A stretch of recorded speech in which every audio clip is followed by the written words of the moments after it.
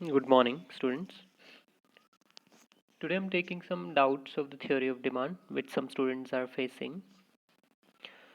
So first of all, we'll discuss about the cross price effect that we have already discussed about substitute and complementary goods prices. So how it works or how the prices of substitute and complementary goods affect the quantity demanded of on commodity, and it is known as cross price effect. That means when the price or the change in price of related goods have an impact or cause an impact on the quantity demanded of on commodity. That means the related goods, the price of related goods changes, and these changes cause an impact on the demand or quantity demanded of on commodity. Okay, that means price of either substitute or complementary changes, the on price of the commodity remains constant. हमारी commodity का price constant रहेगा, लेकिन उस commodity की जो related goods हैं जैसे substitute हो गया या फिर कॉम्प्लीमेंट्री हो गया, उनके प्राइसेस में चेंज आता है, और उनके प्राइसेस में चेंज आने से कमोडिटी की डिमांड चेंज हो जाती है. रिलेटेड कमोडिटीज़ की डिमांड हम नहीं पढ़ रहे हैं, डिमांड फॉर ऑन कमोडिटी होगा. ओके, जिस कमोडिटी को हम यूज़ या कंज्यूम करते हैं उसकी डिमांड हम स्टडी करेंगे, और उसकी डिमांड चेंज हो जाती है due to a change in price of related goods. And related goods we have already discussed that these are of two types. These are substitute and complementary goods. Complementary goods have the same price effect as of on commodities price or commodities on price effect. That means complementary goods का जो price effect है वो similar होता है, जैसा कि commodity के अपने प्राइस में चेंज होने पे क्वांटिटी डिमांडेड चेंज हो जाती है. दैट मीन्स जो भी कमोडिटीज हम कंज्यूम कर रहे हैं, सी एप्पल अगर मैं कंज्यूम कर रहा हूँ, या फिर मैं कोई दूसरी कमोडिटी लाइक मिल्क कंज्यूम करता हूँ, तो मिल्क के प्राइसेस में जो चेंज आता है तो उसकी वजह से मेरी जो डिमांड है उसमें क्या चेंज आएगा. ऑब्वियसली हमें पता है नेगेटिव रिलेशन होता है. अगर मिल्क का प्राइस इंक्रीज होएगा तो मिल्क की डिमांड कम हो जाएगी, and vice versa. Same is the effect in the case of complementary goods. If we talk about the complementary is like whatever the supplement we are consuming along with milk or mixing up along with milk. कोई भी supplement जो हम milk में mix करके consume करते हैं, ठीक है, तो हमारे लिए कॉम्प्लीमेंट्री बन जाएगा. अगर कोई इंडिविजुअल सिंगल या सिंपली मिल्क जो है कंज्यूम नहीं करता, उसमें कोई सप्लीमेंट यूज़ करता है, या फिर कोई प्रोडक्ट लाइक मिल्क प्रोडक्ट बनाने के लिए जो भी इंग्रेडिएंट्स उनको चाहिए होते हैं, ओके, जैसे स्वीट्स बनाने के लिए अगर हम शुगर की बात करें या शुगर सिरप, तो उस केस में शुगर सिरप हमारे लिए या शुगर हमारे लिए कॉम्प्लीमेंट्री होगी. अकेले मिल्क से जो है हम स्वीट नहीं बना सकते हैं, तो उसके लिए शुगर या फिर शुगर सिरप की ज़रूरत पड़ेगी. तो शुगर सिरप जो है या शुगर जो है वो हमारा कॉम्प्लीमेंट्री होगा. Same as the case with like vehicle and fuels. अकेला व्हीकल हमारे किसी काम का नहीं है जब तक उसमें कोई फ्यूल ना डाला जाए, तो फ्यूल वहाँ पे कॉम्प्लीमेंट्री होगा एंड व्हीकल हमारा ऑन कमोडिटी होगा. तो इन दोनों में नेगेटिव रिलेशन होता है प्राइस एंड क्वांटिटी डिमांडेड में. ओके, अगर फ्यूल के प्राइसेस इंक्रीज हो जाते हैं तो ऑब्वियसली उस व्हीकल की डिमांड जो है कम हो जाएगी. फॉर एग्जांपल, अगर डीजल के प्राइसेस इंक्रीज होते हैं तो डीजल कार्स की डिमांड कम हो जाएगी. अगर डीजल के प्राइसेस डिक्रीज होते हैं तो डीजल कार्स की डिमांड इंक्रीज हो जाएगी. ओके, तो यहाँ पे जो कार है, डीजल कार है, वो ऑन कमोडिटी है and diesel is the complementary commodity और कॉम्प्लीमेंट्री गुड. ओके, तो हमने कार के प्राइसेस को स्टडी किया ही नहीं, कार के प्राइसेस में कोई चेंज आया ही नहीं, हमने सिर्फ डीजल के प्राइसेस को स्टडी किया. So different components are there. Demand is taken for on commodity or demand of on commodity is being studied and price of complementary is being studied. okay, दो components है price and quantity demanded, लेकिन दो अलग अलग commodities के हम पढ़ रहे हैं. price तो हमने लिया है complementary का और quantity demanded ली है on commodity की. okay, तो उन दोनों के बीच का relationship हम दिखाएंगे. okay, सो अगर कॉम्प्लीमेंट्री से डीजल के प्राइसेस अगर इंक्रीज हो जाते हैं, हमने पहले भी डिस्कस किया है पिछले लेक्चर में कि अगर डीजल जो है price come, like petrol and diesel का जो नैरो गैप है वो हमने पिछले लेक्चर में स्टडी किया था उस प्रॉब्लम में, कि अगर डीजल महंगा हो जाता है, narrow gap between petrol and diesel means diesel the prices of diesel goes up and there is a little bit difference or gap between petrol and diesel. That means if the prices for diesel goes up, the demand for diesel cars will decrease. Obviously diesel car का price हालांकि petrol car से ज़्यादा होता है simply generally, लेकिन अगर diesel सस्ता है तो लोग डीजल कार की डिमांड करेंगे. दैट मीन्स डीजल के प्राइसेस कम हो जाते हैं तो डीजल कार्स की डिमांड इंक्रीज हो जाएगी. ओके, नेगेटिव रिलेशन हो गया कॉम्प्लीमेंट्री के प्राइस और ऑन कमोडिटी की डिमांड में. डीजल का प्राइस कम हुआ तो डीजल कार्स की डिमांड इंक्रीज हो गई. और दूसरी तरफ अगर डीजल के प्राइसेस इंक्रीज होते हैं, ओके, डीजल के प्राइसेस इंक्रीज होते हैं तो हमारा जो डीजल कार्स की डिमांड जो है वो कम हो जाएगी. ओके, जैसे कि हम इस कर्व में देख रहे हैं कि इस नेगेटिव रिलेशन की वजह से, due to this negative relation, the demand curve will be downward sloping. Okay, complementary goods के केस में ये सेम होएगा जैसा हमारा ऑन कमोडिटी के केस में होता है. ऑन कमोडिटी में भी हमारा ऐसा ही होता है. ओके, यहाँ पे हम जो P एंड P1 है ये PC एंड PC1 लेके चलेंगे, because these are the prices of complementary goods and quantity demand is for on commodity. Okay, so P and P1 are PC and PC1 price for complementary and changed price or current price of complementary goods. Okay, तो if price decreases, complementary goods के prices decrease हो जाते हैं तो quantity demanded has increased. The on commodities quantity demanded started increasing if there is a fall in price of complementary goods. So negative relation है तो इसका जो demand curve है वो डाउनवर्ड स्लोपिंग होएगा. कॉम्प्लीमेंट्री का सेम इफेक्ट होता है जैसा ऑन कमोडिटी में होता है. The next related good is substitute good. Okay, in case of substitute goods the demand curve slopes upward. यहाँ पे हमारा अपवर्ड स्लोपिंग डिमांड कर्व हमें दिखा रहा है या दिख रहा है, जो कि लेफ्ट टू राइट मूव कर रहा है. Okay, point of origin that is O, O से शुरू हो रहा है और D की तरफ जा रहा है. That means this is from left to right upward sloping demand curve. Upward sloping demand curve क्या शो कर रहा है? When the price of substitute was PS, the quantity demanded was Q.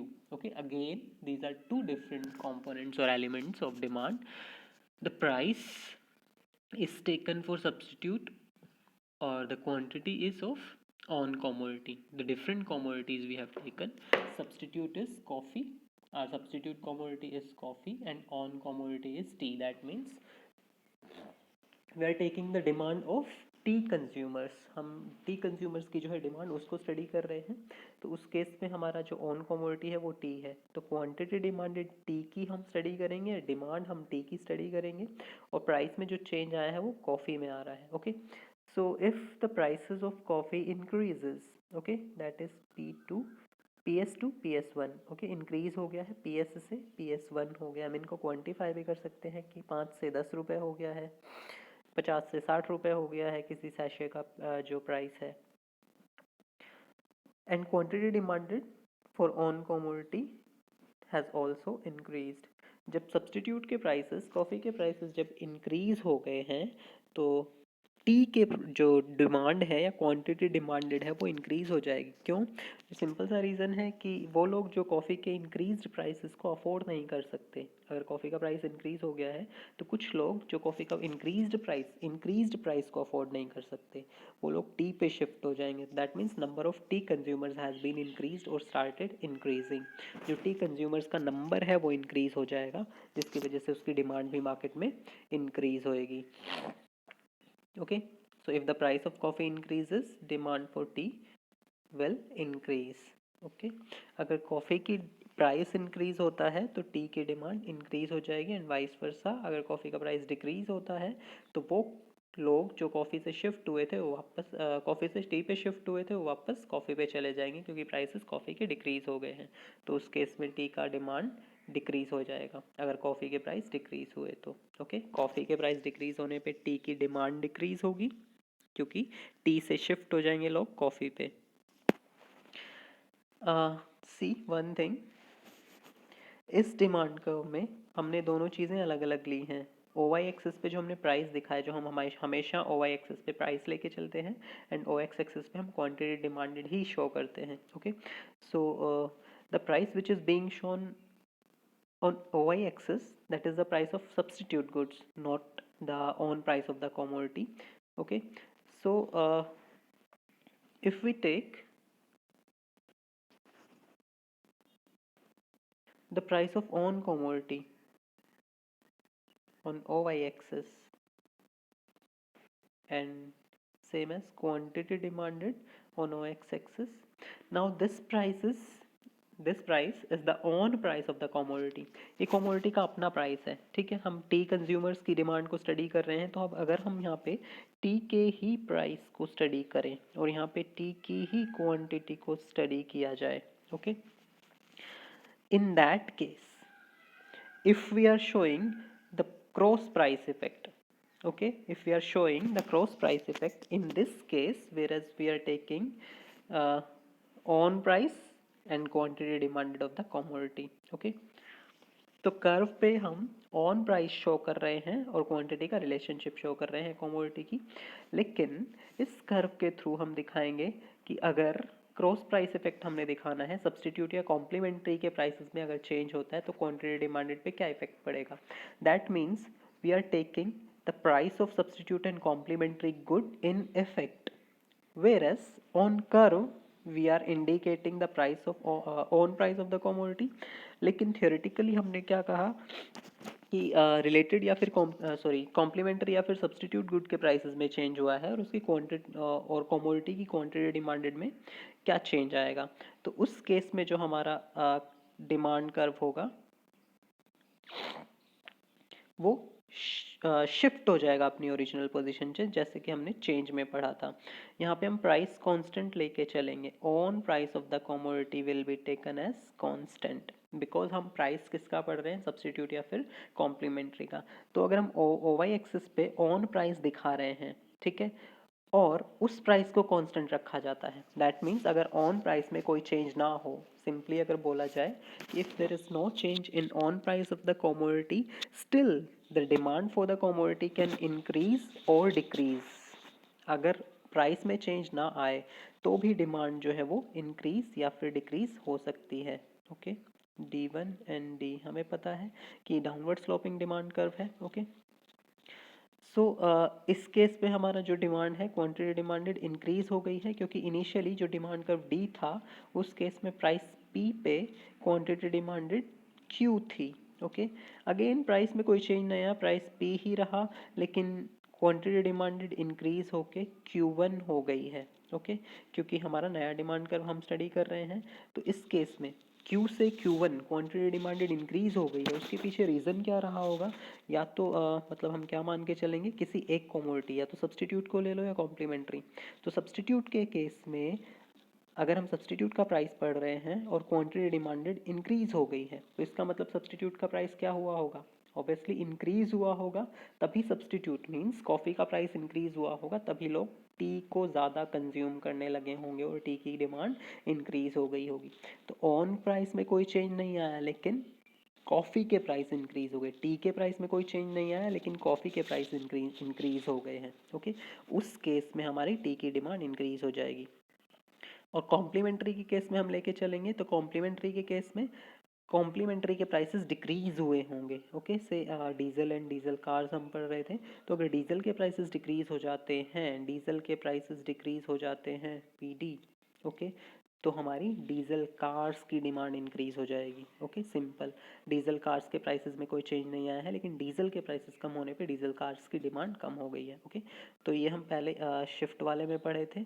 Okay, तो पॉइंट वॉज कि अगर हम ओ Y axis पे substitute का प्राइस दिखाते हैं तो हमारा जो डिमांड कर्व है वो अपवर्ड स्लोपिंग होगा। अगर ऑन कमोडिटी का प्राइस दिखाते हैं तो शिफ्ट दिखाएगा, होगा डाउनवर्ड स्लोपिंग ही डिमांड कर्व, क्योंकि प्राइस और क्वांटिटी, ऑन प्राइस और क्वांटिटी डिमांडेड में नेगेटिव रिलेशन होता है, तो उस केस में हमारा डिमांड कर्व डाउनवर्ड स्लोपिंग होगा।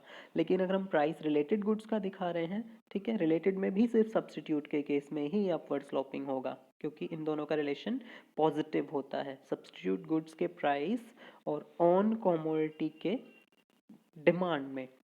Okay, PS and QD have positive relation. That mean substitute के प्राइस इंक्रीज होंगे तो ऑन कमोडिटी की डिमांड इंक्रीज हो जाएगी। ओके, सब्स्टिट्यूट कॉफ़ी है, कॉफ़ी के प्राइस इंक्रीज होने पे टी की डिमांड इंक्रीज होगी, और अगर कॉफ़ी के प्राइसेस डिक्रीज होते हैं तो टी की डिमांड डिक्रीज हो जाएगी। That means this is positive relation. Positive का मतलब है सेम डायरेक्शन में मूव करना, तो इसका मतलब हम ये नहीं मानेंगे कि अगर कॉफ़ी के प्राइस डिक्रीज हो गए तो टी की डिमांड डिक्रीज हो गई, तो इसका मतलब नेगेटिव रिलेशन है। नहीं, पॉजिटिव ही है। सेम डायरेक्शन में जब मूवमेंट होता है तो उसे हम पॉजिटिव रिलेशन कहते हैं, और जब अपोजिट डायरेक्शन में मूव होता है कि एक इंक्रीज हो और दूसरा डिक्रीज हो तो उसे हम नेगेटिव रिलेशन मानते हैं। Okay, the next is diamond water paradox और पैराडॉक्स ऑफ वैल्यू। दो कमोडिटीज़ हैं हमारे पास, एक डायमंड है और एक वाटर हम लेके चल रहे हैं। एक पैराडॉक्स है। ये सिचुएशन क्या कहती है, वो there is a question, diamonds are not necessary for life, still priced very high, whereas water being necessary or being a necessity is priced very low। कि डायमंड नेसेसरी भी नहीं है सर्वाइवल के लिए, या फिर नेसेसिटी भी नहीं है, ज़रूरत भी नहीं है डायमंड्स, लेकिन फिर भी उनका प्राइस इतना ज़्यादा हाई क्यों रखा गया है। और दूसरी तरफ वाटर बीइंग द नेसेसिटी और नेसेसरी गुड्स, जो कि जीवन जीने के लिए बहुत ज़्यादा ज़रूरी है, मीन्स जिसकी ज़रूरत बहुत ज़्यादा है, उसका प्राइस इतना ज़्यादा लो क्यों रखा गया है या इतना लो क्यों होता है। ओके, सो अगर हम इनको रिलेट करें, डायमंड्स स्टेटस सिंबल हैं, हम पहले भी पढ़े हैं अपने कॉन्सेप्ट्स में ये चीज़, and water being the necessary good. ठीक है, दो अलग अलग गुड्स हैं जिनके अलग अलग यूजेस हैं, तो इनके प्राइसेस में डिफरेंस क्या है। रीज़न फर्स्ट है सप्लाई का। फर्स्ट रीज़न है कि वाटर का जो प्राइस है वो इतना ज़्यादा कम क्यों है और डायमंड का प्राइस इतना ज़्यादा हाई क्यों है। इसका फर्स्ट रीज़न है सप्लाई। वाटर की जो सप्लाई है, वाटर की जो क्वांटिटी है, ठीक है, अवेलेबिलिटी है, वो बहुत ज़्यादा मात्रा में अवेलेबल है। Water is available in abundance, okay, and it is plentiful for our demand or for our consumption, and second one is it is also easily accessible, easily available भी हो जाता है, accessible है। ठीक है, एक तो abundance में है, that means बहुत ज़्यादा quantity है, huge amount में available है, और दूसरा वो easily accessible भी है। ओके, that means हम कहेंगे कि इसकी supply जो है काफ़ी ज़्यादा है, या supply is very high। जब सप्लाई किसी चीज़ की ज़्यादा होती है, मतलब कोई चीज़ बहुत ज़्यादा अवेलेबल होती है, तो उसका प्राइस कम होता है। तो फर्स्ट थिंग सप्लाई, जिसकी वजह से वाटर का प्राइसेस जो है, या वाटर के प्राइसेस काफ़ी कम है। दूसरी तरफ डायमंड्स जो है वो स्कैर्स कमोडिटीज़ हैं या रेयर कमोडिटीज़ हैं। दे आर हार्डली अवेलेबल और scarcely they are available due to their scarcity.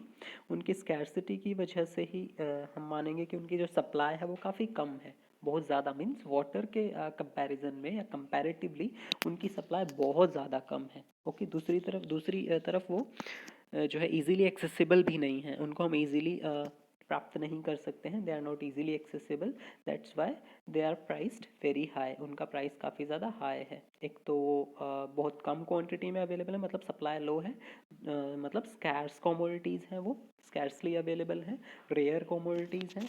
दूसरा इजीली एक्सेसिबल भी नहीं है, जिसकी वजह से उनका प्राइस काफ़ी ज़्यादा हाई रखा गया है। A point is to be noted here that water को हमने कहा कि water is easily accessible and available in abundance. ठीक है, अबंडेंट क्वांटिटी में अवेलेबल है, अबंडेंस में है, ह्यूज क्वांटिटी में अवेलेबल है, जिसकी वजह से सप्लाई ज़्यादा मानी गई, और सप्लाई ज़्यादा है तो प्राइस कम है। लेकिन now it is we are considering the problem of water crisis, क्योंकि हमारी जो यूजेस हैं वाटर के, या फिर जो हमारी एक्सट्रैक्शन कैपेसिटी है, वो इंक्रीज़ हो जाने की वजह से वाटर की वेस्टेज हम बहुत ज़्यादा करते हैं, जिसकी वजह से हम मान के चलते हैं कि over the years, this is the fact, मान के नहीं चलते, this is the fact that the water level is gradually reducing. से ग्राउंड वाटर लेवल जो है काफ़ी मात्रा में रिड्यूस हो रहा है, काफ़ी क्वांटिटी में धीरे धीरे रिड्यूस हो रहा है। ठीक है, जिसकी वजह से उसकी सप्लाई कम होती जा रही है। As a result the prices are going up और इंक्रीजिंग। ओके, तो इस प्रॉब्लम को हम यहाँ से भी देख सकते हैं कि जब सप्लाई ज़्यादा है तो प्राइस कम है। दूसरी तरफ अगर हम मान के चल रहे हैं कि जो वाटर का हमारा यूज़ है वो बढ़ गया है, एक्सट्रैक्शन कैपेसिटी, क्योंकि हमारे पास नए नए टूल्स हैं वाटर को एक्सट्रैक्ट करने के, जिसकी वजह से एक्सट्रैक्शन कैपेसिटी इंक्रीज़ हो गई है। जैसे कि एग्रीकल्चर यूज़ में पहले हम ट्रेडिशनल मीन्स यूज़ करते थे इरीगेशन के लिए, तो वो काफ़ी स्लो था, बहुत कम वाटर हम एक्सट्रैक्ट कर पाते थे। आज हमारे पास ट्यूबवेल्स हैं या फिर दूसरे मीन्स हैं जिनसे हम वाटर एक्सट्रैक्ट काफ़ी ज़्यादा कर पाते हैं। दूसरी तरफ हाउस होल्ड यूजेस जो हैं वो भी काफ़ी ज़्यादा इंक्रीज़ हो गए हैं। ओके, तो जिस वजह से हमारी जो है सप्लाई धीरे धीरे कम होती जा रही है। लाइक इंडस्ट्रियल यूजेस बढ़ गए, नंबर ऑफ़ इंडस्ट्री बढ़ रही हैं या इंक्रीज़ हो रही हैं, तो इंडस्ट्रियल यूज़ ऑफ वाटर या consumption of water is getting increased. That's why उसकी डिमांड बढ़ती जा रही है लेकिन सप्लाई उतनी ज़्यादा नहीं बढ़ रही तेज़ी से, जिस वजह से वाटर की जो है प्राइसेस हाई हो रहे हैं या इंक्रीज़ हो रहे हैं ड्यू टू रिड्यूस्ड सप्लाई और डिक्रीजिंग सप्लाई। इसकी सप्लाई धीरे धीरे कम हो रही है, इस वजह से प्राइसेस भी इंक्रीज़ हो रहे हैं धीरे धीरे, लेकिन ये डायमंड से काफ़ी ज़्यादा कम है। और उसका फर्स्ट रीज़न है supply. Second reason is marginal utility. Now utility हमने पहले भी डिस्कस की है। Utility is the want satisfying power of A commodity. मतलब एक कमोडिटी आपकी कितनी ज़रूरतों को पूरा कर सकती है, आपको किस एक्सटेंट तक, किस हद तक सेटिस्फाई या संतुष्ट कर सकती है, that is utility. Okay, and marginal utility means, margin अगर हम पढ़ें तो the difference of satisfaction we are getting with another unit or successive unit consumption. Utility is the want satisfying power, कितना सेटिस्फेक्शन हमें मिल रहा है। मार्जिन मीन्स एक additional, उसी कमोडिटी की एक एडिशनल यूनिट कंज्यूम करने पे हमारी सेटिस्फेक्शन में क्या ऐड हो रहा है या सेटिस्फेक्शन में क्या चेंज आ रहा है। Okay, that is marginal utility. That means the satisfaction received with every additional unit. Difference हम देखेंगे कि हर एक एडिशनल यूनिट कंज्यूम करने पे हमारी सेटिस्फेक्शन में क्या चेंज आ रहा है, वो सेटिस्फेक्शन बढ़ रही है या वो सेटिस्फेक्शन कम हो रही है। Okay, that is marginal utility. Additional unit से मिलने वाली, यहाँ पे टोटल हम सेटिस्फेक्शन नहीं स्टडी कर रहे हैं, एडिशनल यूनिट से मिलने वाली जो सेटिस्फेक्शन है। Okay, first glass of milk, second glass of milk, third glass of milk, not 3 glasses of milk, third glass of milk. Okay, obviously 3 glasses of milk का टोटल सेटिस्फेक्शन ज़्यादा ही होगा, लेकिन third का सेटिस्फेक्शन सेकंड से कम हो सकता है, second का फर्स्ट से कम हो सकता है। Okay, so each successive unit, how much satisfaction you get with each successive unit or how much satisfaction each successive unit gives, उनमें differences हो सकते हैं। Okay, so that difference is marginal utility. Water being available plentiful, that's why its MU is low. Water जो है काफ़ी ज़्यादा quantity में available है, इसलिए इसका जो मार्जिनल यूटिलिटी है वो कम होता है। Means every unit like 1 glass, हम एक स्टैंडर्ड यूनिट ही कंज्यूम करेंगे, वो जो भी कमोडिटी है उसकी से वाटर को कंज्यूम करने की एक स्टैंडर्ड यूनिट हम ग्लास लेके चल रहे हैं। ठीक है, हम वाटर कंज्यूम करते हैं लाइक ड्रिंकिंग पर्पज़ के लिए, तो हम 1 glass of water, 2 glass of water हम स्टडी करते हैं। ऐसा नहीं करते कि 1 teaspoon full of water, 2 teaspoon full of water, हम चम्मच से पानी नहीं पीते। ओके, सो वाटर बहुत ज़्यादा क्वांटिटी में अवेलेबल है। ओके, तो इसको कंजम्पशन करने की जो यूटिलिटी है, इसकी जो यूटिलिटी है या मार्जिनल यूटिलिटी हम कहेंगे, वो हमारी नेगेटिव लो होती है। मार्जिनल यूटिलिटी लो होती है, इसका मतलब क्या हो गया, every successive unit gives less and less satisfaction.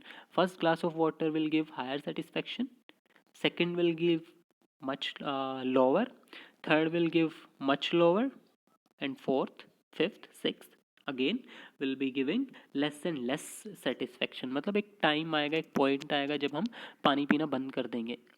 I mean to say that एक सर्टेन पॉइंट ऑफ टाइम की बात है, हम वैसे नहीं कह रहे कि कोई टाइम पीरियड हम नहीं लेके चल रहे कि हम 2 दिन बाद पानी पीना बंद कर देंगे, 4 दिन बाद नहीं, एक ही पॉइंट ऑफ टाइम है। That means regular consumption should be there,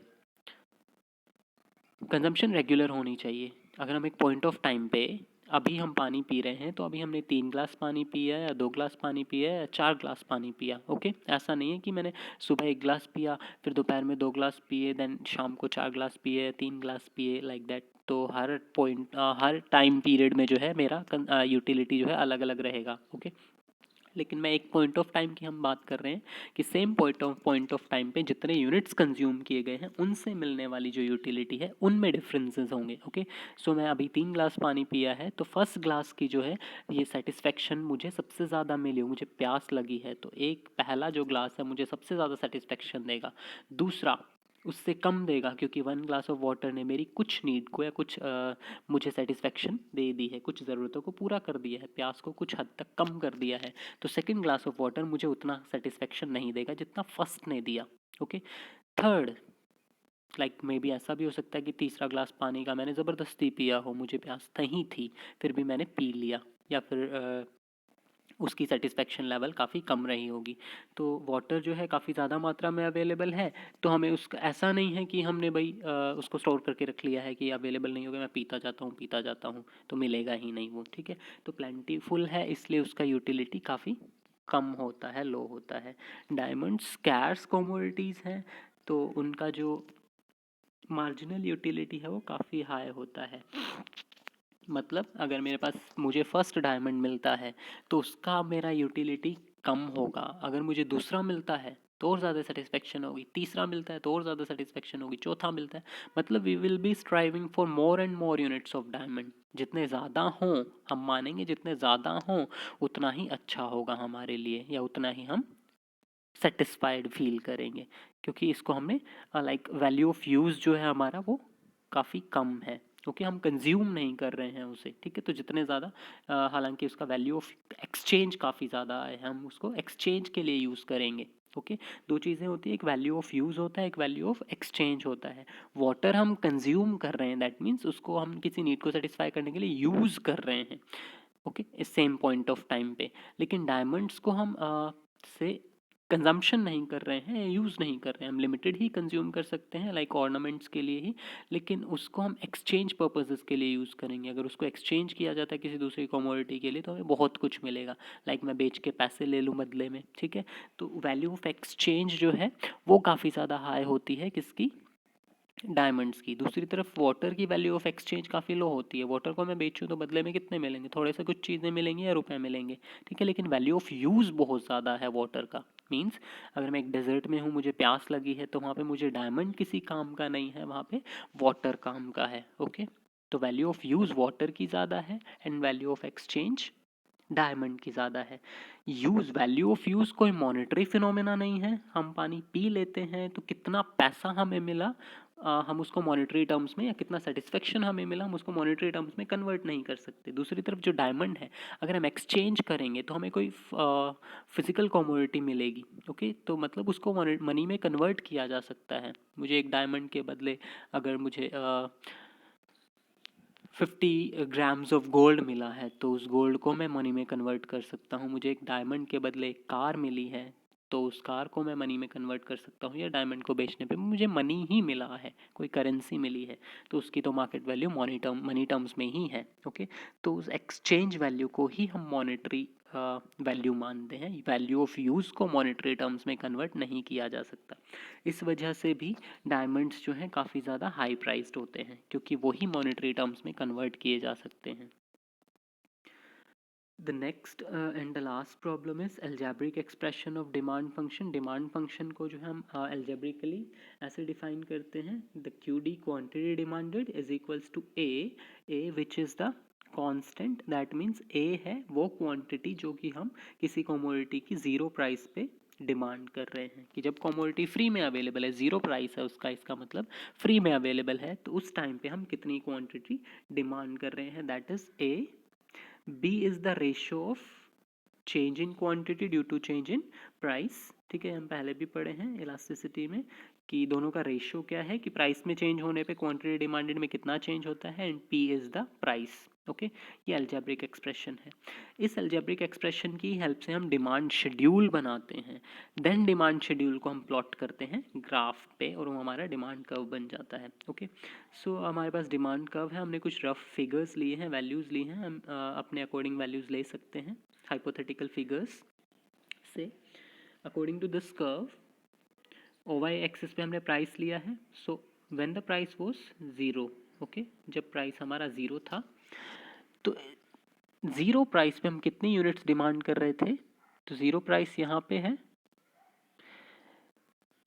quantity demand निकालने के लिए इस पॉइंट को हम OX एक्सिस तक लेके जाएंगे। तो पॉइंट ए पे हमारा है, मैच किया, इसने टच किया, तो यहाँ पे हमने 60 यूनिट्स डिमांड की हैं। ओके, तो हमारा क्या हो गया, यहाँ पे 60 यूनिट्स डिमांड की है ज़ीरो प्राइस के ऊपर, तो हमारी वैल्यू आ गई ए की। Okay, A was the constant. That means at zero price level, how many units were being demanded? That is 60. तो A की वैल्यू आ गई 60. Okay, that was A minus BP. A की वैल्यू हमारे पास आ गई, B क्या था? B is equals to delta Q over delta P. That means price में change होने पे क्वांटिटी डिमांडेड में कितना चेंज आया। तो प्राइस इनिशियली जीरो था, अब चेंज होके 2 हो गया है, तो डेल्टा P कितना आया है? डेल्टा P आया है हमारा, P डेल्टा आया है हमारा 2 रुपीज़। ओके, जब प्राइस जीरो से इंक्रीज होकर 2 रुपीज़ हो गया है तो क्वांटिटी डिमांडेड कितनी हो गई? डिक्रीज होगी ऑब्वियसली, नेगेटिव रिलेशन की वजह से, तो 50 यूनिट्स हो गई है।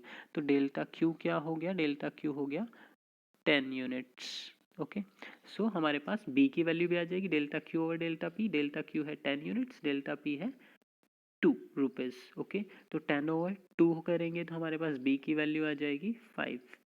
एंड प्राइस हमारे पास कितना है? प्राइस इस केस में हमारे पास 2 रुपये है। ओके, तो हम शेड्यूल बना लेंगे कैसे? ए माइनस बी पी। ए कितना है? ज़ीरो यूनिट्स पे, ज़ीरो प्राइस पे क्वांटिटी डिमांडेड 60, माइनस बी कितना आया है 5। बी हमारे पास, बी की वैल्यू आई है 5।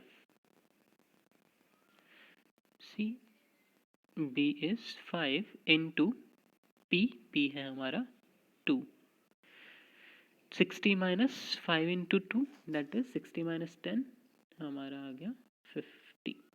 ओके, तो फर्स्ट ए था हमारा 60, सेकंड पॉइंट हमें मिला 50। ओके, शेड्यूल है डिमांड शेड्यूल, तो सेकंड हमारा 50 आएगा। इसी तरीके से हम निकालेंगे तो थर्ड हमारे पास आ जाएगा 60, कांस्टेंट है, ज़ीरो प्राइस पे 60 यूनिट्स ही हम हर बार डिमांड करते आए हैं, तो ये कांस्टेंट है, इसलिए ए को हम कांस्टेंट ही कहते हैं, तो ये कांस्टेंट रहा। बी में चेंज आएगा, delta P over delta Q. Delta P और डेल्टा क्यू निकालेंगे हम, देन उनका रेशियो हम निकालेंगे। अब देखो, पॉइंट बी से सी पे जब हम शिफ्ट हुए तो प्राइस में चेंज आया 2 to 4, कितने का चेंज आया? 2 रुपये का। तो डेल्टा पी हो गया 2 रुपीज़, वैल्यू पुट करेंगे डेल्टा पी की 2 rupees, and delta Q change हुआ 50 to 40, दैट मीन्स 10। तो 10 डिवाइडेड बाय 2, अगेन वैल्यू आई है हमारे पास 5। ओके, तो 60 माइनस 5 इंटू, अब इस केस में हमारे पास प्राइस कितना है? प्राइस हमारे पास है 4 रुपये। ओके, प्राइस है 4 रुपये। 60 माइनस 5 इंटू 4 20, तो 60 माइनस 20 दैट इज़ 40, तो हमारे पास ये पॉइंट मिल गया। ओके, तो इस एल्जेब्रिक एक्सप्रेशन की हेल्प से जो है हम अपना डिमांड शेड्यूल प्रिपेयर करेंगे, उस डिमांड शेड्यूल की हेल्प से डिमांड कर्व हम बना सकते हैं। तो ये एल्जेब्रिक एक्सप्रेशन था जो कभी कभी हालांकि क्वेश्चन नहीं आता है इसका, बट कुछ प्रॉब्लम्स में इसको डिस्कस किया गया है। So these were the basic problems or doubts which were related with the concept of demand.